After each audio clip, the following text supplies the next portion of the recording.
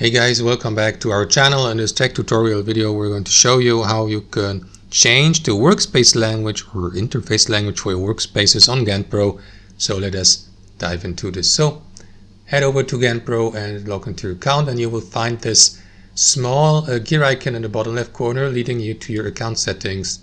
From there, what you want to do, guys, is select profile settings here in the top left, and here at the very bottom you will see the workspace settings. Amongst these you will see also the language settings, which is usually English set to default. So click into the drop down menu and select one of these supported languages. Let me go with Spanish, and after that the page will be reloaded. Wait for a brief moment, and there you go. As you can see, now the interface language is Spanish, and if I return to the Gantt view of that project, you will see that this is kept or being kept in Spanish as well. That's how I do it, guys. Thanks for watching. Hope you enjoyed it, got some value from it, and we'll catch you later.